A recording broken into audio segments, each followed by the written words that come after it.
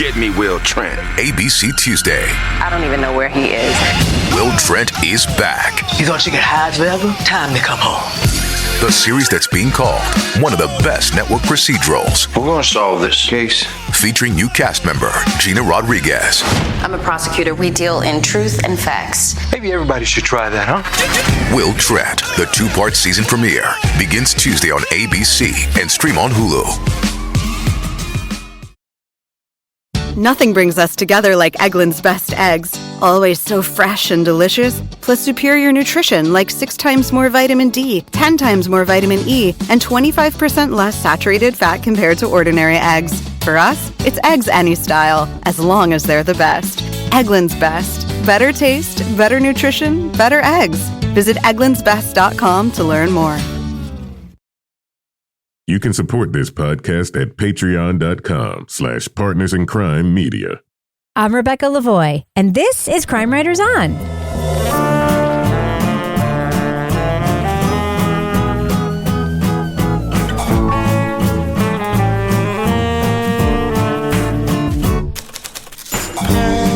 Crime Writers On is the original true crime review podcast that digs into true crime, pop culture, other podcasts.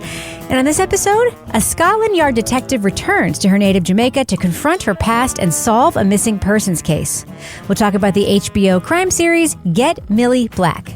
Joining me to get that done and more is true crime author, TV journalist, and host of These Are Their Stories podcast, my husband, love of my life, Kevin Flynn. Hi, Kevin. Hello, Rebecca. Also with us is private investigator, certified pet detective, resident cat lady, and author of The Final Curtain, Laura Bricker. Hi, Laura. Hey, Rebecca, and the person who finally cracked 40 minutes in a 5K. It only took me 3 years. Oh, Very congratulations. exciting. And finally, our captain of all things cynical, author of the City Trilogy of novels, host of Rip Current, Strange Arrivals, and our Patreon Deep Dive Book Club podcast host, Toby Ball. Hi, Toby.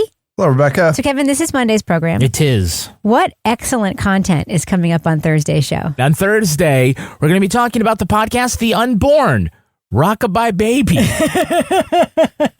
All right. I guess if you enjoy the kind of podcast where we have strong feelings about something, I got a sense. That would be the one to listen to this week. Happy New Year, bitches. Happy New Year's. So, Laura, congratulations on your athletic feat. It sounds like was it a run-walk situation? It was, but usually I don't run as much, and it was the New Year's Day 5K. I do it. This is my 4th year doing it. The Hangover 5K? Hangover Classic down on Salisbury Beach. I was fucking freezing.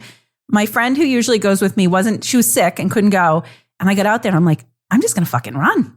And I started running and I was like, who am I? And then I was like, I might meet my goal. And now I can't walk today. So it's a pro-con situation, but I did it. Nice. I went through a period of intense running as a younger person. Like I was running really fast 5Ks and stuff. I did a half marathon with my husband. I finished, my husband at the time. Yes, I finished. Obviously. I was number 1 in my age and like division.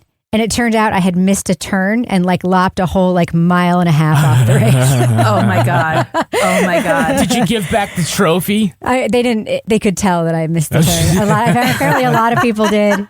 But I was so fast because I went like a lot less time and the third marathon. Yeah, it was. No, I think it was a 10K, but I lopped a significant portion of it off. Wow. And I finished. I was so fast. That actually is the key, is to not go the prescribed distance. Well, I was thinking of cutting through at this one point, but then I was like, no, you can do it. And I'm not a runner. My body doesn't like it. My body is like, no one's body likes it.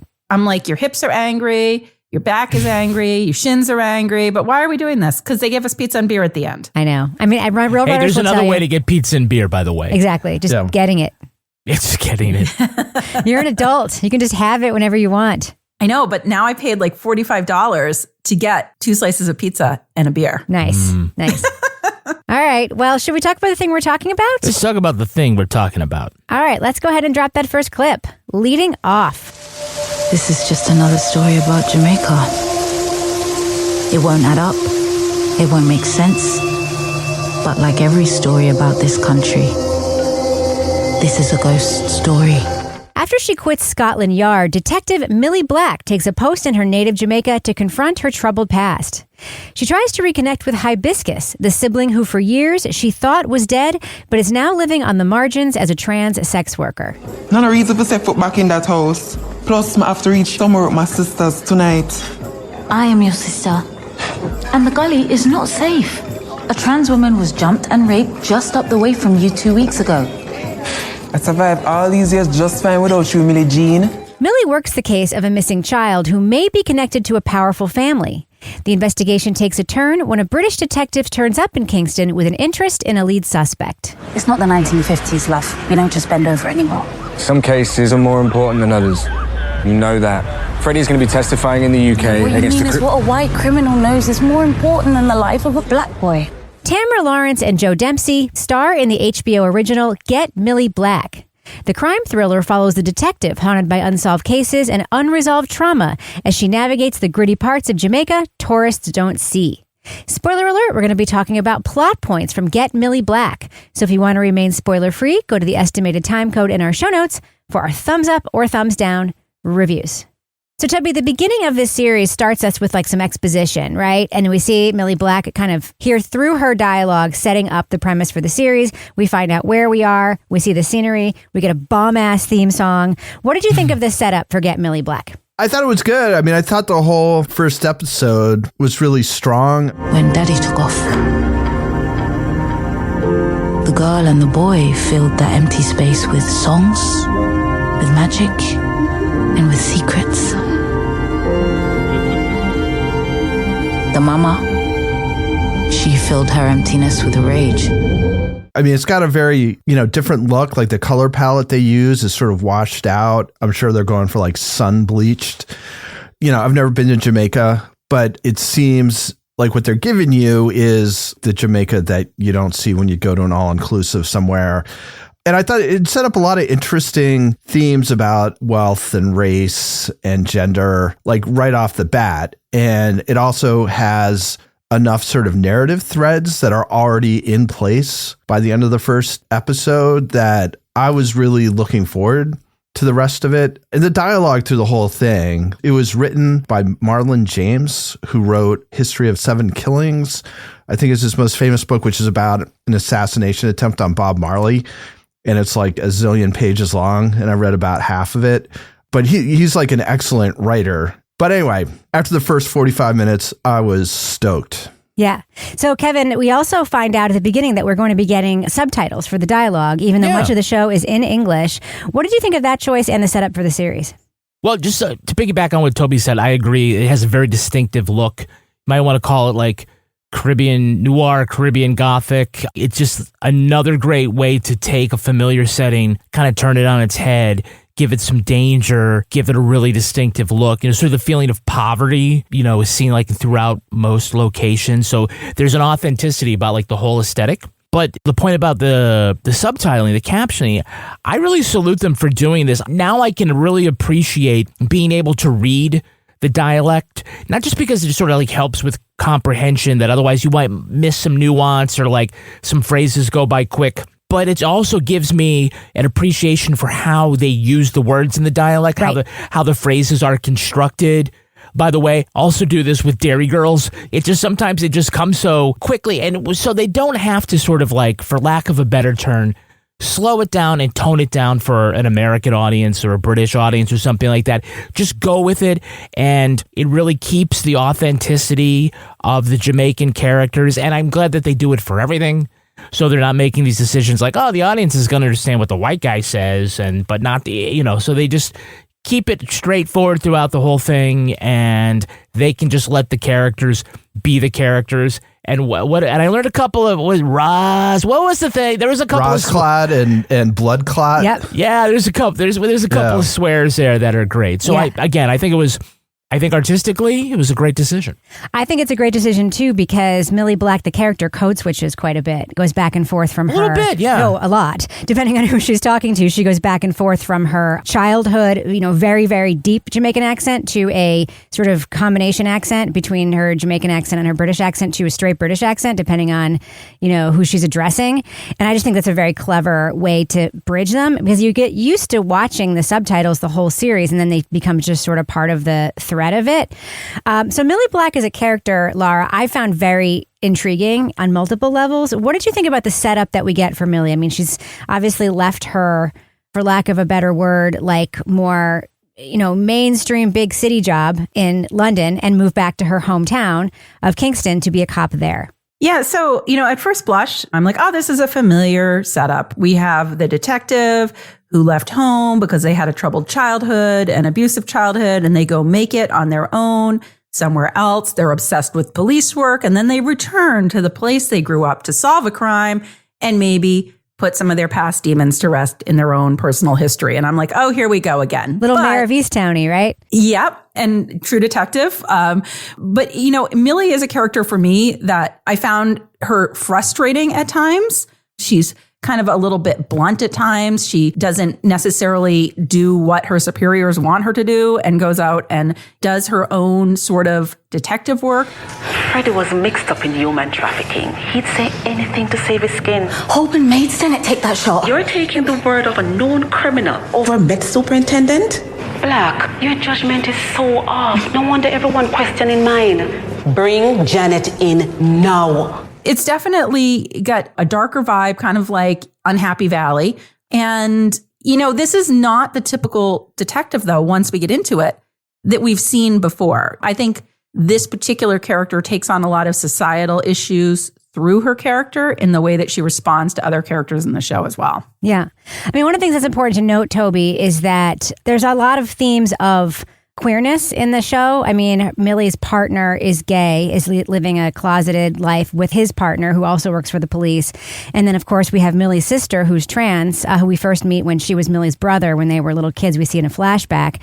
And I think one of the things that's important to understand is the context here. Were you aware that in Jamaica, being gay is essentially illegal and that there is so much open discrimination there? No, I didn't know anything about it. Same. Yeah. So that was kind of interesting. Although especially her partner, Curtis, and his, life partner, whose name I can't remember. I think it's Daniel. Daniel. Yeah. So they seem very concerned about staying in the closet. They both work for the police. Although when essentially she causes them to be exposed, there doesn't seem to really be any repercussions for them. Mm-hmm. The only time you see them again, they're hanging out in the police station, sort of reacting to things. But when they get taken in, it's not for their homosexuality. It's for something completely different. Yeah, but they do get beaten up. Right. But I don't think it was for that, though, was it? I think that was part of it for sure. Yeah. That was part of it. All right. Yeah. So I thought that was good. And I feel like they just missed on so many things in this show. So there's this whole thing about this theme of her work is basically trying to, in some way, metaphorically save the brother that got left behind in Jamaica when she went to London. And there's something that happens with a kid named Victor in London, although you're never quite clear exactly on what happened there, except that it didn't go well. So there's this kind of interesting thing where Millie's having a hard time with Biss, is what they call her, because she has it in mind that she's going to save her brother, and her brother doesn't exist anymore. Mm-hmm. Instead, she has a sister, which was a cool kind of complication of what's a fairly straightforward motivation for the things that she does. But they just won't fucking let you take it in on your own. Like, somebody has to tell you. It's like, oh, by the way, this is what this is. And it's Biss, like, I think at least once, but I think twice, says something along the lines of, you're looking for this kid who died. I'm the one who's here now.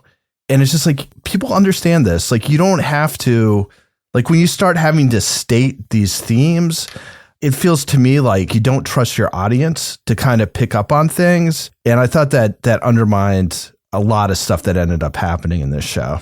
Yeah, and when you talk about the queer issues you brought up, I think so, narratively speaking, let's get out of the real world for a second and let's just talk about the page and the screen here. Like, the stakes in 2025 are no longer the same as they were for a TV show or a movie in 2005 or 1975 or whatever, because back then, like, that was like akin to blackmail. If you're going to out somebody, that was like for a motivation, that was a big deal. But as a narrative device, you either have to set this in sometime before the 2000s, before gay marriage, in order for this to really land, or you got to like land change with who? With an audience. Okay. Right. Because I think that if this is taking place in New York City and someone's like, well, I'm going to out you as gay, it's a little weak tea, because you're like, well, I know a bunch of gay people. Like that doesn't seem to be the worst possible thing that could happen to you.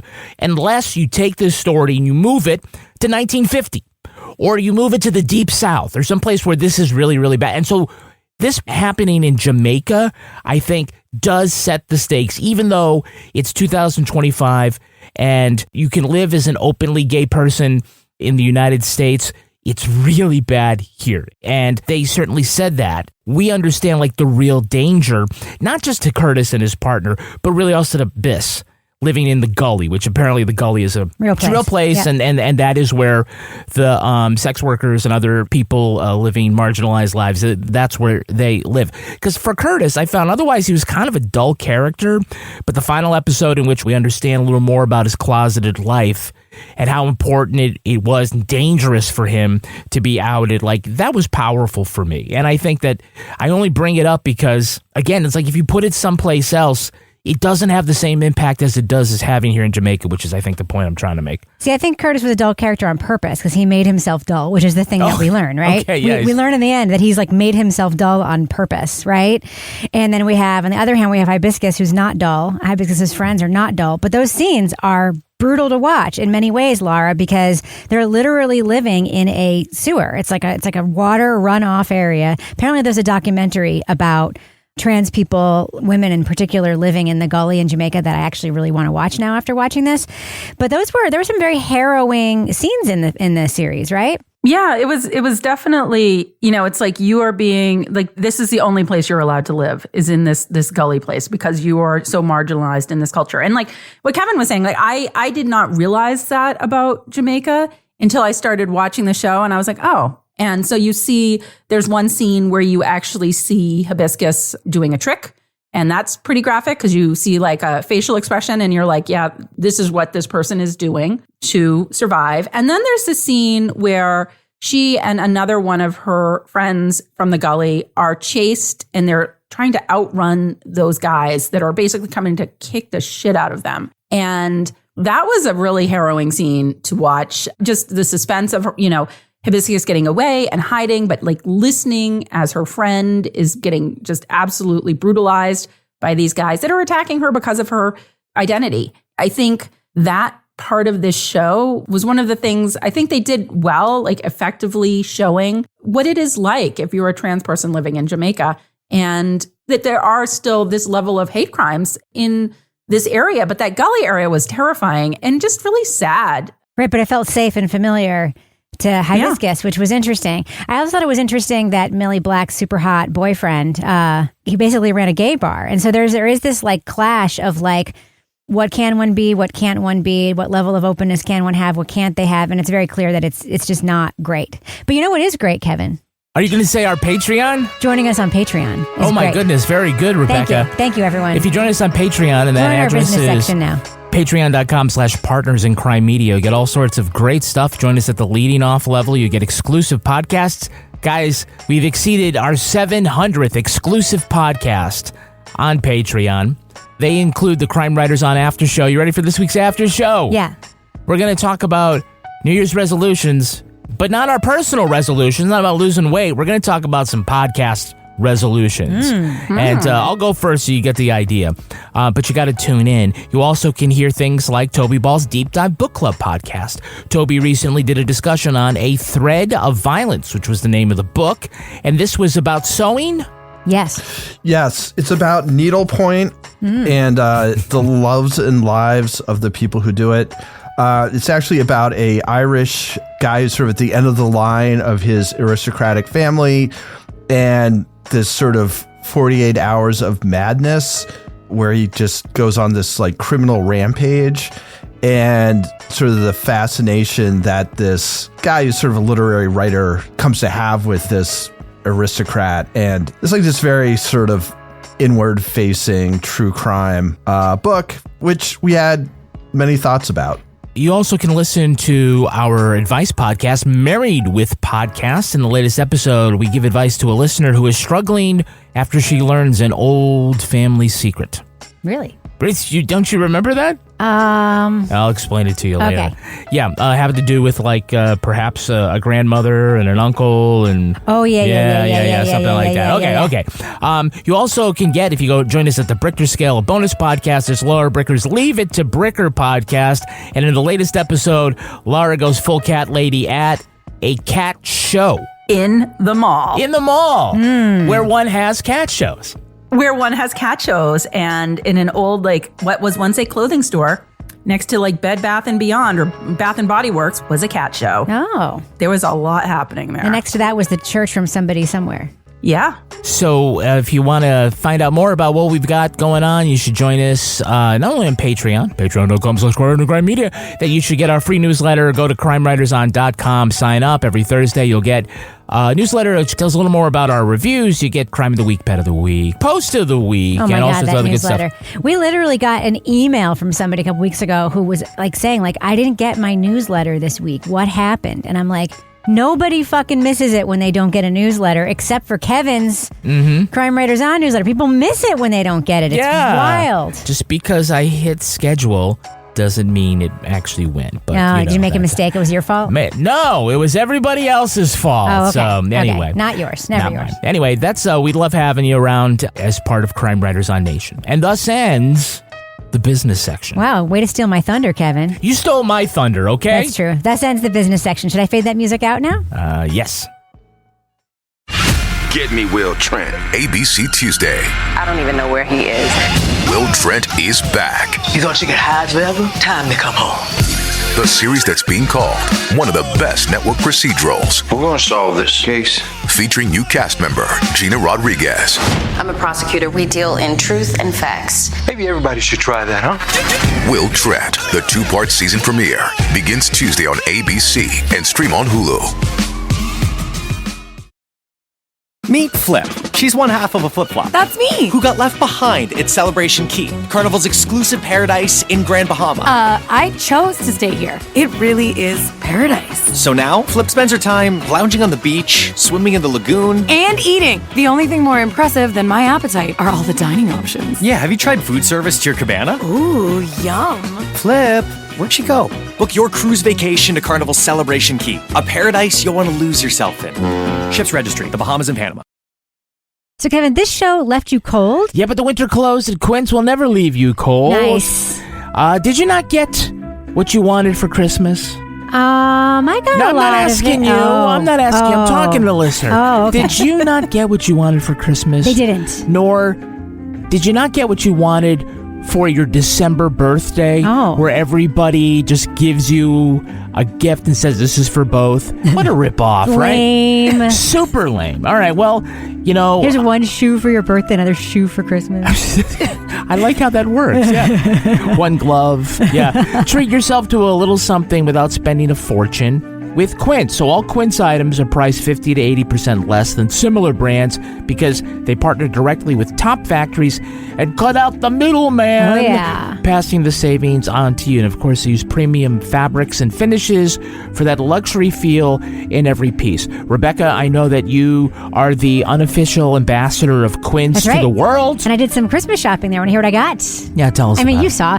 I gave your daughter an incredible faux fur jacket. I have the same one, a white, super fuzzy one. It's amazing.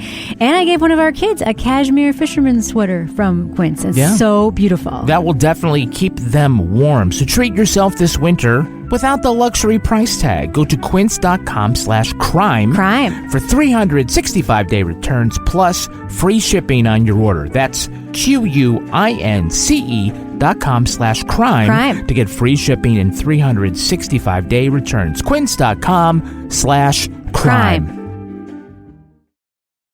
I want to talk about a surprise thing that happens in the middle of the show. We obviously have this cop, Holborn, that comes over. He's white, he's British, and they start investigating around this rich family, the Somervilles, right?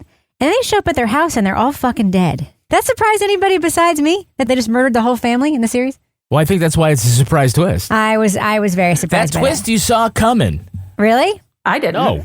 I didn't see it coming either. That's why. I was like, what the heck? Like, we went from we're investigating one person that's missing to all of a sudden, all these other people have been slaughtered. That's right. Rebecca, are you doing this to set up Toby for saying Toby can say, I saw that coming a mile away? No. I never see anything coming a mile away. I am the Sometimes you worst do. at figuring that out. But it was one of those things I was like, oh, okay, well, I guess this is what we're doing.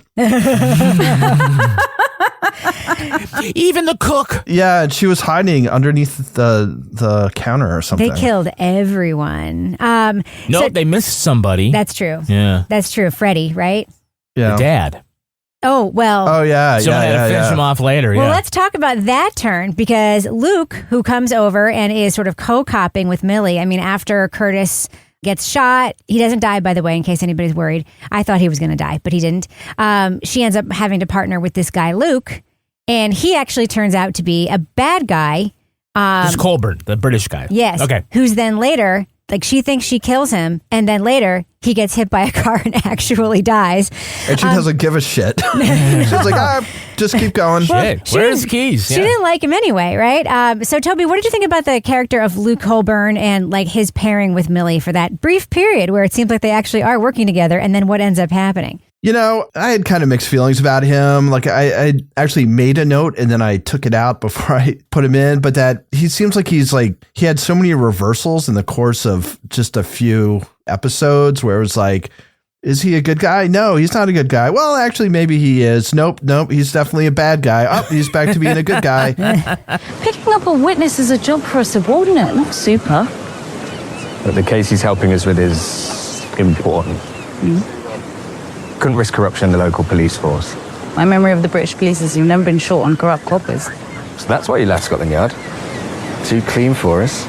But it didn't always feel earned, you know? It just seemed like he was trying to keep you off balance. And then he commits this like very brutal murder.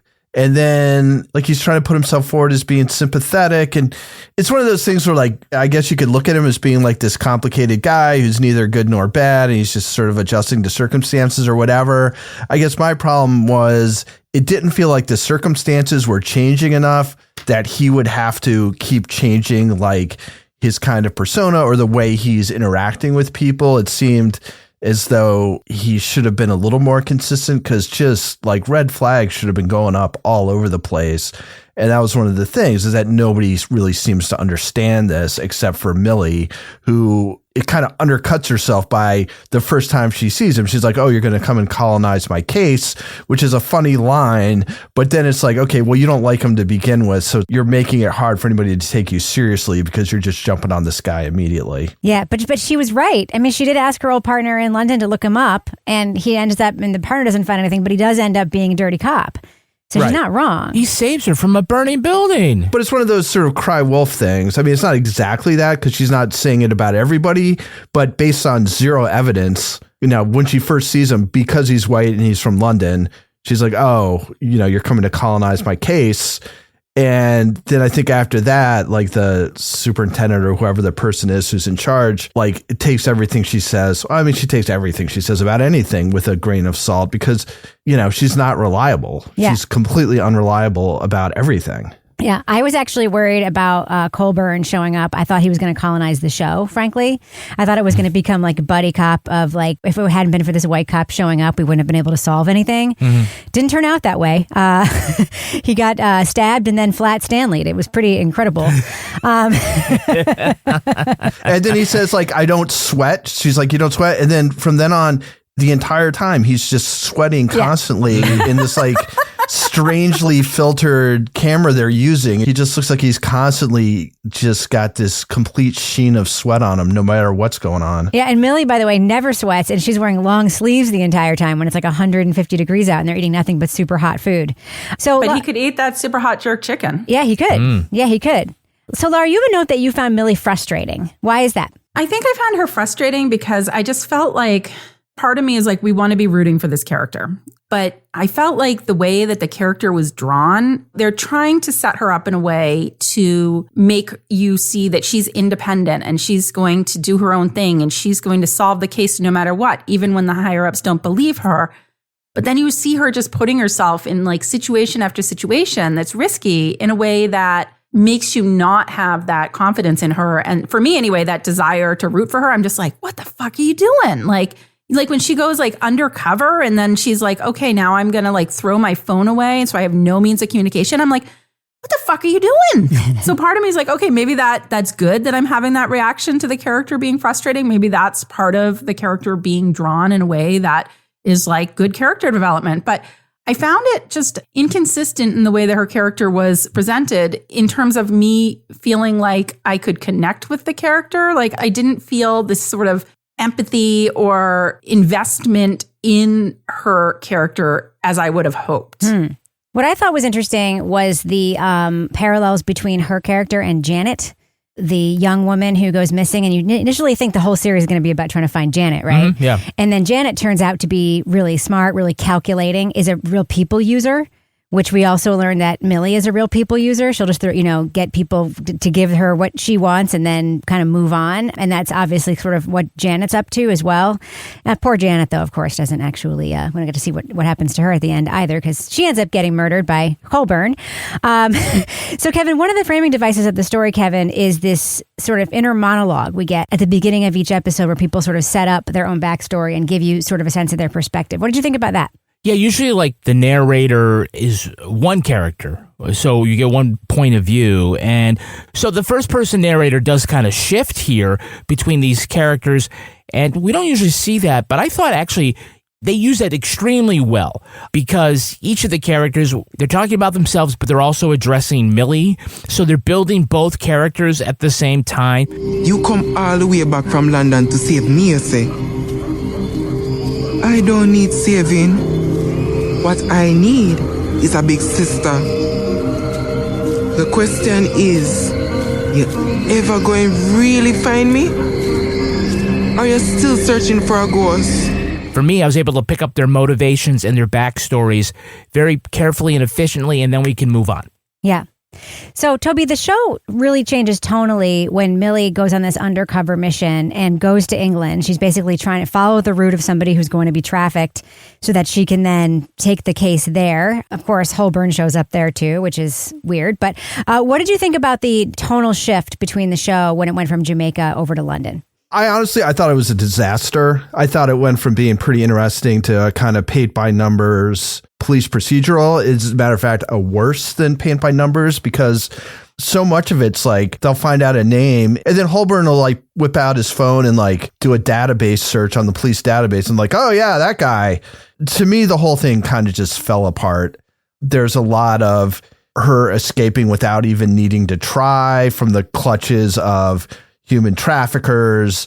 She just like walks to a construction site and just happens to get there right as everybody's getting off so she can talk to them as they're leaving and manages to identify the weak guy who she can like pry information out of. And then I just thought the whole thing, it was just a fail. The detective aspect of it wasn't good.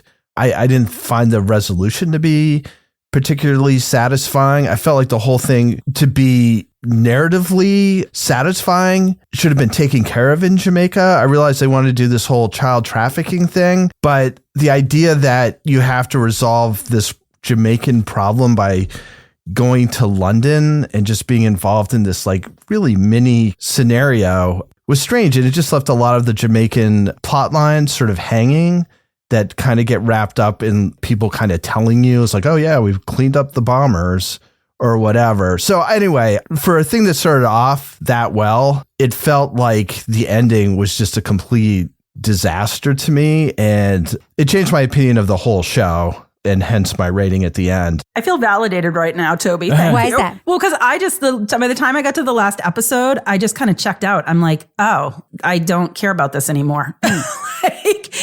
In the beginning, I was so excited because I was like, we've got a new police like kind of cop drama. It's different. It's not the same old. There's a different angle here. And then I was like, I just didn't feel invested in the crime that they were solving in a way that made me want to keep watching at that point. Did it feel like a British procedural in that last episode to you? Because it's sort of like, for me, flipped texturally into a thing that I've seen a million times, like on BBC America. That was my main issue with the locale change. Well, the thing is, I love British procedurals. Same. But it didn't feel like a good British procedural to me, because if it was, I would have been like, ooh, I'm watching. How interesting. No, I think it sort of had a bit of an identity crisis. Like it didn't know what it wanted to be. If it was going to be something set in Jamaica, let's have the crime set in Jamaica. Let's have more about that there than trying to go back and be like, oh, now we're in England and now it's going to be this.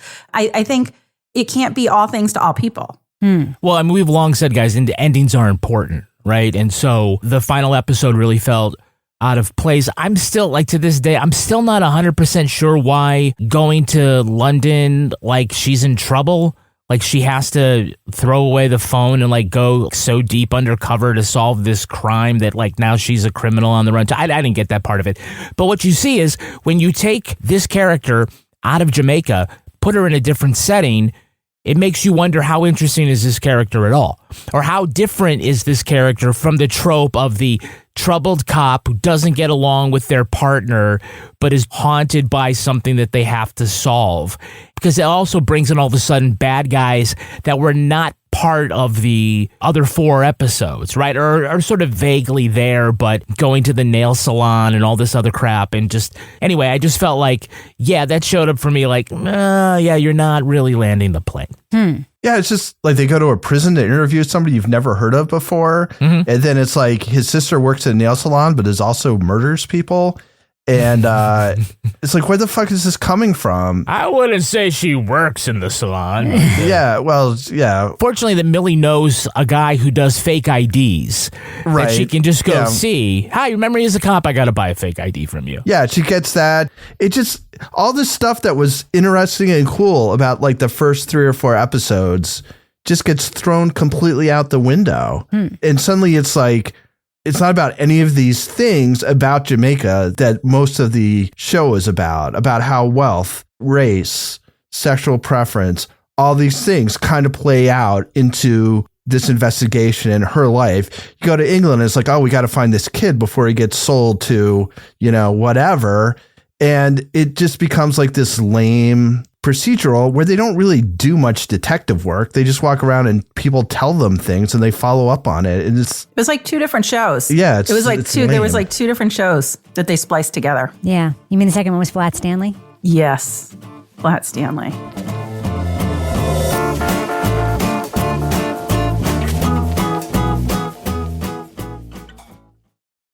There she is. High five. Yeah. Dave can't stop celebrating big savings with the Comcast Business 5-year price lock guarantee. It's 5 years of gig speed internet and advanced security at a great rate that won't change. Woo! Only for a limited time. Comcast Business. Ask about the Comcast Business 5-year price lock guarantee on qualifying bundles back for a limited time. Or get started with internet and security for $69 a month for 24 months with a 2-year agreement. Call today. Ends 3/9/25. Restrictions apply. New customers only with 300 megabits per second internet and security edge. Paperless billing and autopay required with bank account. Taxes and fees extra. After promo, regular rates apply. Get me Will Trent. ABC Tuesday. I don't even know where he is. Will Trent is back. You thought you could hide forever? Time to come home. The series that's being called one of the best network procedurals. We're going to solve this case. Featuring new cast member Gina Rodriguez. I'm a prosecutor. We deal in truth and facts. Maybe everybody should try that, huh? Will Trent, the 2-part season premiere, begins Tuesday on ABC and stream on Hulu. If anyone can hear what I'm saying, please help us. We were attacked by some kind of animal. From the director of The Invisible Man and Blumhouse, producers of The Black Phone. My husband was infected. What is happening to me? Daddy, is that you? Run! Hurry, Mommy is coming! Don't you lay a hand on her! Wolfman, directed by Lee Winnell. Under 17, not admitted without parent. Only in theaters January 17th. This new year, enrich your life by learning a new language with Rosetta Stone. Their immersive courses ensure long-term language retention, and their true accent feature even gives you pronunciation feedback. Plus, Rosetta Stone's flexible learning options let you learn anywhere, anytime. Start the new year off with a resolution you can reach. Today, listeners can get 50% off Rosetta Stone's lifetime membership by visiting rosettastone.com/pod50. That's 50% off unlimited access to 25 language courses for the rest of your life. Visit rosettastone.com/pod50. All right, let's do what we do. Let's let our listeners know, should they check out Get Millie Black? It's a series on HBO. Laura Brooker, what do you think? Thumbs up or thumbs down for Get Millie Black? So when I started watching this, I was really excited. I was like, this could be the new detective show that I have been waiting for. I love detective shows that are set in foreign locations. This is set in Jamaica. I love when we have like a complicated protagonist to follow along with. But for me, there was something about this that I just couldn't connect to with regard to Millie Black, the protagonist, the detective here. There was something that just wasn't hitting me in a way that I was invested in her in the way that I am when I watch something else like DCI Banks, another British procedural, where I was super invested in that main character, or Saga Norin from The Bridge. Like, there's characters that you feel like, even though they're damaged or whatever, I want to watch them. And I something just didn't click for me with this one. I did enjoy the kind of cultural aspect of this in Jamaica, learning about some of the things as they play out with society and how people interact with each other there. But overall, at the end, I kind of was just like, I didn't love this. So I'm going to go mild thumbs down. Toby Ball. I probably say this before like 20% of my reviews, but this was kind of a tough one in terms of, I'd say the first 3 episodes, I was pretty much all in. I liked the setting. I liked the themes. Millie Black as a character, you know, in some ways is kind of like a cop that you've seen again and again with the one thing that haunts them. And they've got all these kind of faults. I think the thing that makes her a little bit different is that sort of the narcissism of a lot of these, which is played down because you're supposed to identify them, is not played down at all in Millie. And she's just absolutely willing to have horrible things happen to people close to her if it means like her case advances, which, you know, I don't know if that's good or bad, but at least it was a little bit different.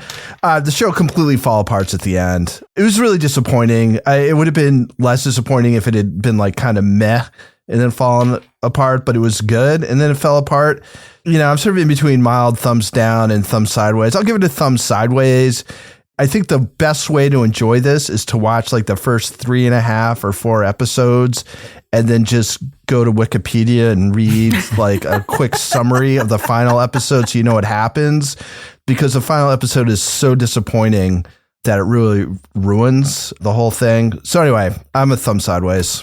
Kevin Flynn. Yeah, I'm going thumb sideways too. I mean, thing about the show really is the sense of setting and how these different characters interact with this other side of Jamaica. And so when the action moves away from Jamaica, a lot of the interest in what's going on kind of also falls apart. And it ends up being, you know, kind of exposes sort of the tropes of the different characters that had been there all along. Although I do think there's some really interesting themes that were explored, having to do with poverty, having to do with sexual preference and gender identity, and also about ghosts being haunted by your past. Like, these things are there, and I thought that the way they were handling that seemed pretty really interesting. But as far as the mystery in itself, I agree. It certainly went downhill the longer we watched it. But I can only really go thumb sideways. Yeah, I'm thumbs up for this. I'm the only one of the 4 of you who actually really liked it. I super liked it. I didn't love the last episode, but I didn't care because I was liking it so much until then. One thing that I love about the show, besides the awesome performances by most of the actors in it, especially, by the way, I really want to call out China McQueen, who plays Hibiscus in the show, is just phenomenally good. I think that the reason I liked this show more than you all was because the thing that really frustrates me about even good shows that, like, we all kind of agree on, shows like Mare of Easttown, is you never really understand why Mare is such a prick to people, right? She just is. She just is a prick. She just has that. And I really feel like I liked this show because I really got a sense of Millie Brown is super fucked up, but we know exactly why. We see the moments that fucked her up, and we see her, despite that, yeah, she's not great, but I kind of get it in a way that I didn't get it, frankly, even though I loved Mare of Easttown with Mare of Easttown. So I don't know. I really love the show. I found it really, really fun to watch. Every time I heard that Baller theme song, I get really pumped that we were about to embark on a new episode. I know these British shows are always short. Maybe if it had been a chance to have a little bit longer, we could have gone back to Jamaica and had like a more satisfying ending. But yeah, I'm a thumbs up for Millie Black. I'd actually really recommend people watch it. I think you'll like it. Now it's time for my favorite part of the podcast, a little something I like to call the Crime of the Week. It was a holiday miracle for one Florida family when their missing dog returned home on Christmas Eve. 4-year-old Athena got out of her cage and escaped her home days earlier when her family was at church. Owner Brooke Homer says community members kept reporting sightings of the German Shepherd Husky mix in the West Palm Beach area. Each time they'd race to the newest location, Athena was already gone. Then, when the children were all snug in their beds, there arose such a clatter. Brooke was awakened at 2:30 by the ring of the doorbell. It was Athena, barking and wanting to come inside. When she opened the door, the missing dog rushed inside, played with her tennis ball, and licked everyone's faces. Brooke estimates Athena wandered for 20 miles before finding her way home. The dog's now on her way to the vet for a full exam, a flea and tick treatment, and most importantly, a microchip. Panel, we often hear about lost pets finding their way home, but not many of them ring the doorbell to get in. This is one polite pooch. What other ways does this pup demonstrate her good manners around the house? She makes sure to only poop on the neighbor's lawn, the neighbor they don't like. Genius. What about you, Toby? What other way does this pup Athena demonstrate her good manners around the house? Taste testing the toilet water. Oh, very, very good. What do you think, Kevin? Takes her dish to the sink when she's done. Oh, well, I actually commend her for not really complaining about being in a cage while going to church. For goodness sakes, I may have run away too, but that's just me. I know it's a crate, but it's not really my thing. Anyway, Laura Bricker, if folks want to reach out to you and say hi and say how you doing and what's going on, how can they find you on social media? You can find me on Blue Sky and Instagram at Laura Bricker, and you can see all the random things I'm doing around the state of New Hampshire. What about you, Toby? If folks want to reach out to you and say you were right, Rebecca was wrong about Get Millie Black, how can they find you on social media? You can find me at TobyBallOnH on Twitter and Blue Sky. What about you, Kevin? How can you be found? I'm going to say, I think Rebecca the dog demonstrated why she needed a crate. That's true. That's an excellent point. I'm at Kevin P. Flynn, and I'm at Kevin Flynn on Blue Sky.